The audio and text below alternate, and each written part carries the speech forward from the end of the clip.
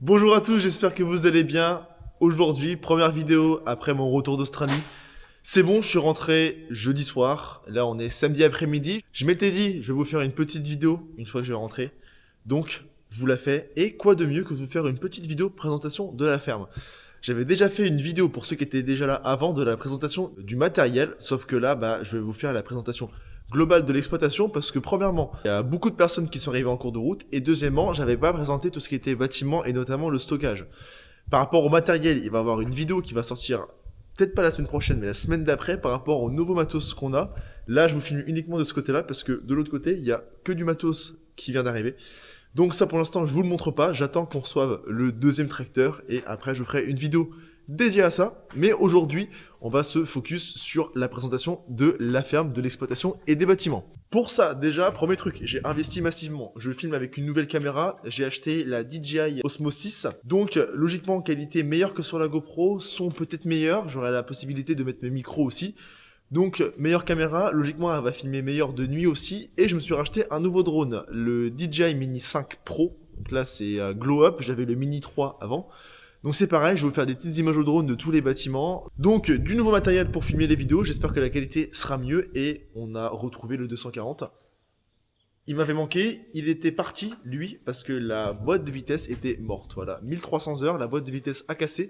Donc la boîte de vitesse neuve, le tracteur est revenu. Aujourd'hui dans cette vidéo, je vais vous présenter du coup 4 bâtiments à peu près. Donc le premier bâtiment, ça va être celui-ci. Donc là c'est le bâtiment principal, c'est là où il y a l'atelier. Il va avoir le bâtiment de stockage, le gros focus de la vidéo, le bâtiment qu'on appelle à chambre et un quatrième bâtiment dans le village. Donc là où je me trouve, c'est le bâtiment principal de la ferme. Ici, donc principalement le matériel. On a aussi les cases où on stocke les semences fermières parce qu'on fait de la semence fermière. Donc on a une case ici, une deuxième case et une troisième case juste derrière. Donc on met du grain pour faire notre semence. Après on a un endroit un peu de rangement avec les corbeilles.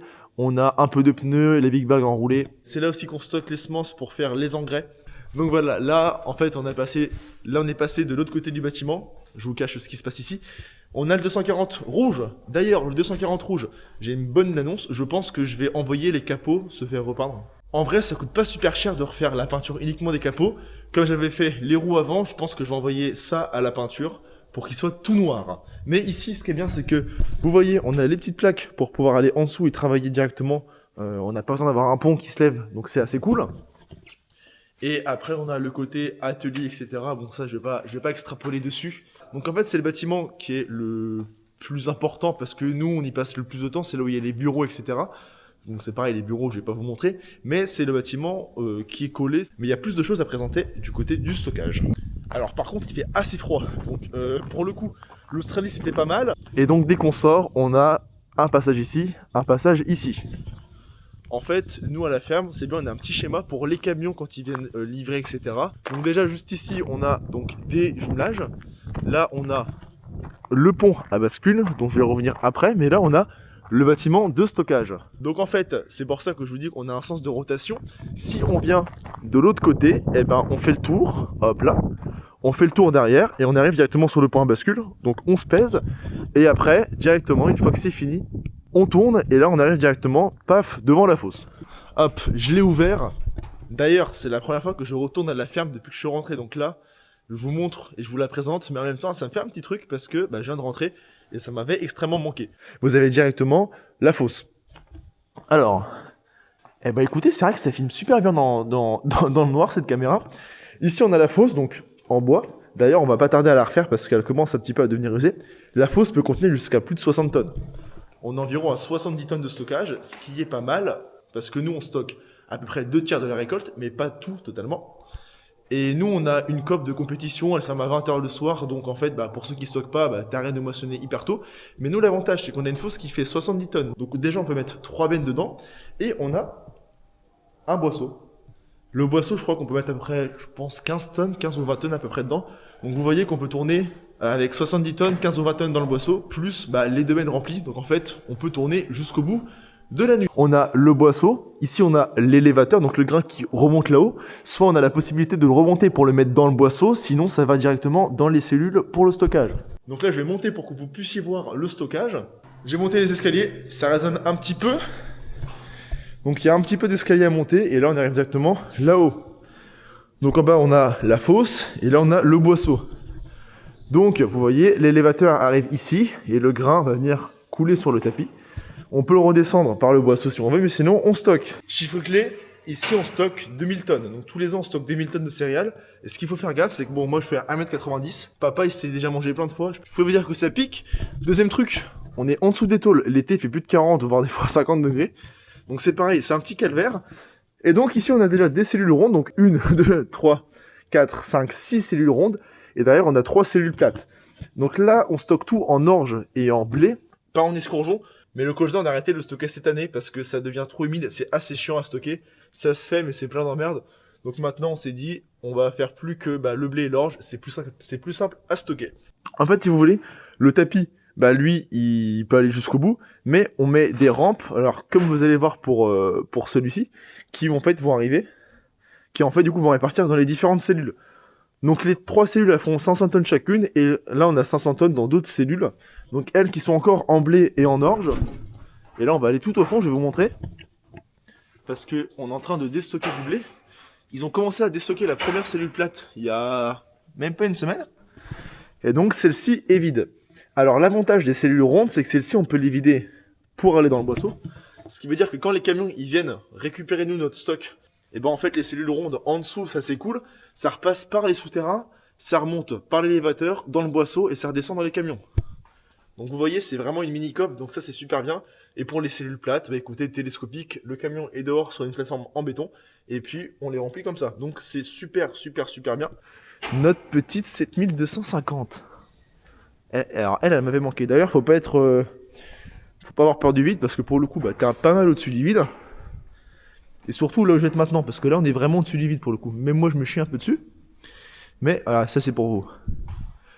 Notre belle moissonneuse. Alors la vis est plus petite. Mais bon. Et la moissonneuse est moins large. Là on a le gros moteur. Et donc vraiment vous voyez le tapis. On peut aller jusqu'au bout directement avec. C'est pas un souci. Et je trouve que nous c'est vraiment un gros avantage. Le stockage il a mon âge, il a 20 ans. Je crois qu'ils l'ont fait en 2000 ou en 2005. Donc il doit peut-être avoir un petit peu plus de 20 ans. Mais il a environ mon âge et c'est vrai que ça change la vie. Mais pour le coup, comme c'est un gros truc, il faut toujours que mon père, au moment de la moisson, il soit ici. Ce qui veut dire qu'il faut qu'on soit 4 pour la moisson, 1 à la batteuse, 2 bennes et 1 au stockage, qui est mon père. Donc voilà, ça c'est la grosse partie du stockage. Maintenant, je vais vous montrer un truc que nous, on a refait cette année, c'est tout neuf. On a un dépoussiéreur, c'est-à-dire que nous, quand ça passe, c'est ventilé et il y a un dépoussiéreur qu'on a refait. Donc je vais descendre tout en bas, je vais sortir et je vais vous montrer. Si vraiment on va dans les détails... Juste en dessous de l'escalier, par ici, on a des souterrains. Si vous me suivez depuis le début de la chaîne YouTube, vous savez qu'il y avait du grain dans le souterrain. Et ici, c'est pareil. On peut accéder au souterrain à ce niveau-là. Et je vais ressortir, je vais vous montrer. Là, vous voyez, il y a un petit treuil et tout. Vite fait, avant que je vous montre le dépoussiéreur, je vais vous montrer 2 secondes le point à bascule parce que il est un peu particulier. Enfin, particulier, oui, non. Déjà, il est très bien parce qu'on a la chance d'avoir un point à bascule. Mais vous voyez que, de par les traces de roues, qu'il n'y a pas grand chose de chaque côté, donc faut faire assez attention. Bon, on n'a jamais retourné de benne, mais voilà, faut quand même faire attention. Et c'est trop bien parce que vous voyez, bon là, on a le poids qui s'affiche, mais de par la position du pont, vous sortez, vous tournez et vous arrivez à la fosse. Alors juste là-bas, on a aussi un autre bâtiment qui à l'époque était utilisé, maintenant qui n'est plus utilisé. C'est aux grands-parents. Donc peut-être qu'un jour on fera quelque chose, mais pour l'instant on fait rien parce qu'on n'en a pas l'utilité et il faudrait remettre ça d'aplomb. C'est assez chiant, il y avait une cellule avant, il y avait des cellules, on les a détruites. Donc on verra si on fait d'autres choses, mais pour l'instant c'est pas prévu. Et voilà notre dépoussiéreur. En fait avant c'était directement une sortie, on mettait soit le godet du télescopique, soit une petite benne. Sauf que le problème en mettant le godet du télescopique, c'était que le télescopique était bloqué toute la journée. Et par exemple on pouvait plus le prendre pour bouger le chariot de coupe de la moissonneuse. Donc cette année, Freddy, Benjamin et un peu papa, on refait ça. Donc maintenant... on a une sortie bien comme il faut, on a un petit cube, et un petit cube qui est protégé. Donc en fait ça rentre ici, t'as toute la poussière qui est là, et nous environ une fois par jour, tu prends le godet, tu viens, tu pousses. Là au bout vous voyez il y a un petit renfort, donc tu peux aller jusqu'au bout, tu peux bien prendre, paf. Et après on vient mettre ça là-bas. Ici du coup vous avez vu c'est la sortie du coup de la fosse. Soit on va se reposer, on tourne à droite, soit on a fini, on tourne à gauche et on s'en va de la ferme. Pour le bâtiment de stockage d'ailleurs, je vois venir les questions. Effectivement, on a beaucoup de place sur les toits. on aurait pu installer des panneaux solaires et c'est ce qu'on a voulu faire. Donc on a fait des études il y a 2-3 ans et on en a refait juste avant que je parte en Australie. Et en fait, c'est pas possible parce que le monde du solaire maintenant c'est un peu saturé. Et en fait, là-dessus, on aurait pu poser l'équivalent de 530 kW. Et en fait, maintenant, c'est 100 kW maximum par structure. Donc en fait, si on aurait voulu tout faire, il aurait fallu qu'on fasse 5 structures. Sauf qu'en fait, il y a un truc du poste de livraison. En fait, ça, c'est un bordel. Donc en gros, c'est juste pas possible. D'ailleurs, en voyant ça, vous voyez, ici, on a les portes qu'on peut ouvrir. Donc les camions peuvent se mettre ici. Et avec le télescopique, on vient vider directement. Donc vous voyez ce bâtiment là et on arrive ici au bâtiment donc à chanvre. Donc ça s'appelle le bâtiment à chanvre. Pourquoi? Parce que comme vous l'imaginez bien, c'était là où on stockait le chanvre avant, mais maintenant le chanvre on a arrêté d'en produire. Donc maintenant c'est purement du stockage de matériel. Donc là on a les deux bennes, la barre de coupe, la vis, une petite benne. Vous voyez qu'on a un peu de matos dehors, mais je trouve que pour la plupart des fermes, on en a déjà pas mal à l'intérieur. C'est la première fois que je revois une coupe casillage depuis très longtemps. Avec une grosse vis au milieu, moi j'étais encore avec mes coupes à tapis. Donc ça fait bizarre. Et ici d'ailleurs, oui, on va au fond, c'est là où on stocke vraiment tous les big bags d'engrais solide. Donc c'est là où on vient directement avec l'épandeur à engrais, la petite vis. Donc fut un temps, on mettait tout le chanvre dedans. D'ailleurs, il faut savoir que le chanvre, vous devez stocker une récolte et demie, histoire que eux, ils aient de la marge à la chanvrière. Pas grand chose à dire de plus dedans, si ce n'est que c'était là où on stockait le chanvre avant et que maintenant c'est du matériel. Et dès qu'on sort du coup le bâtiment de stockage, on a notre bâtiment pour les phytos. Vous noterez, vous allez voir que celui-ci est aux normes. Contrairement à beaucoup de personnes, celui-ci est aux normes, à commencer par la dalle en béton, parce que quand tu fais des phytos, tu es obligé légalement d'avoir une belle dalle en béton, avec la possibilité que tout s'écoule. Donc ici on l'a, et là on a deux cuves. Donc ça c'est pas des cuves à eau, c'est tout simplement des cuves à azote. Donc dedans on stocke 100 000 litres d'azote, qu'on remplit au fur et à mesure de l'année. Mais c'est bien, on a du stockage, c'est pas une poche, c'est directement des cuves. Et là, on a le bâtiment à stockage pour les phytos, donc c'est là où il y a tous les produits phytosanitaires. On met toutes les protections, c'est pas comme en Australie. En Australie, je vous jure, ça je pourrais en reparler, mais ils utilisent des produits qui sont interdits depuis environ peut-être 20 ans. Ils mettent pas de masque, pas de gants, rien du tout. Moi, j'aime vraiment bien comment c'est fait, parce que vous voyez, vous arrivez, du coup, la route est de l'autre côté, où vous arrivez du chemin, vous tournez, paf, et là, point bascule, vous tournez et vous arrivez directement au stockage. Donc ça c'est pour le bâtiment principal, donc pour le corps de ferme. Là je vais vous emmener un petit coup dans un bâtiment qui nous appartient aussi, qui est plus loin dans le village. Et on stocke un petit peu de matériel, donc c'est rien de transcendant. Je pense n'apparaîtra pas beaucoup dans la chaîne YouTube, mais je vous ai dit présentation de la ferme, je vous la fais jusqu'au bout. Donc n'hésitez pas à me dire en commentaire comment vous trouvez le corps de ferme. Personnellement je trouve qu'il est très bien fait, bien organisé. Il y a de la place, pour faire le tour ça prend du temps. Et donc moi j'aime plutôt bien. Juste avant de partir à l'autre bâtiment, je vais vous faire les plans drone que vous avez vu défiler tout au long de la vidéo. D'ailleurs n'hésitez pas à me dire si vous trouvez que la qualité est mieux. Logiquement elle est bien mieux. Donc écoutez, on se retrouve dans l'autre bâtiment. Nous voilà arrivés au dernier bâtiment, donc c'est pas le plus important, mais présentation des bâtiments, je vous présente tout ce qu'il y a. Donc là on est chez ma grande tante, donc c'est dans le village, c'est à 300 mètres à peu près de la ferme.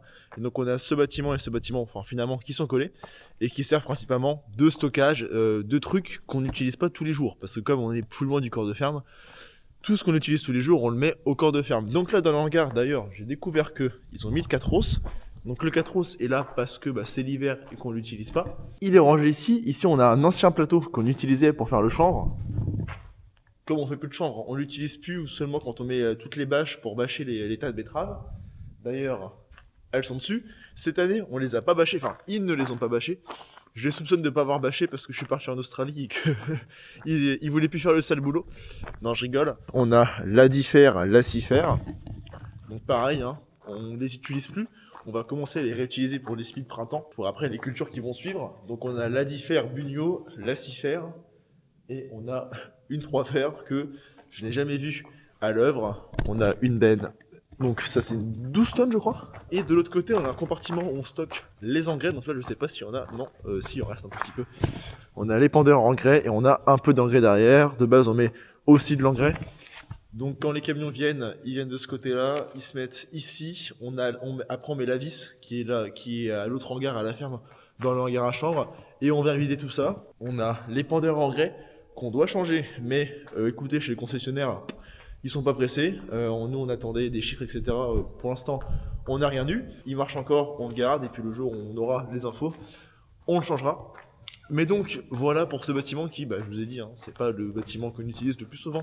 Et donc c'est pour ça que vous le verrez pas souvent en vidéo. Donc ça c'est tous les bâtiments de la ferme. Donc vous avez vu que finalement on a vraiment la chance d'avoir tout groupé.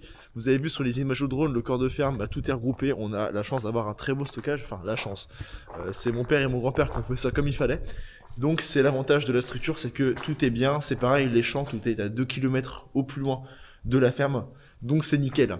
Moi écoutez, je pense que je vais arrêter la vidéo là-dessus parce que je vous ai tout présenté. On va attendre l'autre tracteur qui va arriver. J'espère qu'il va arriver d'ici 10 jours. Donc si on ne le reçoit pas la semaine prochaine, je pense pas qu'il y aura de vidéo de la semaine prochaine. Parce que j'ai tellement de trucs à faire là, depuis que je suis rentré, que je vais pas revenir travailler la semaine prochaine. Je pense que je vais revenir travailler dans 2 ou 3 semaines. Mais voilà, dans tous les cas, quand il y aura tout, je vous ferai une petite vidéo. N'hésitez pas à me dire ce que vous en pensez dans la section des commentaires. Moi je vous remercie et puis je vous dis à la prochaine vidéo.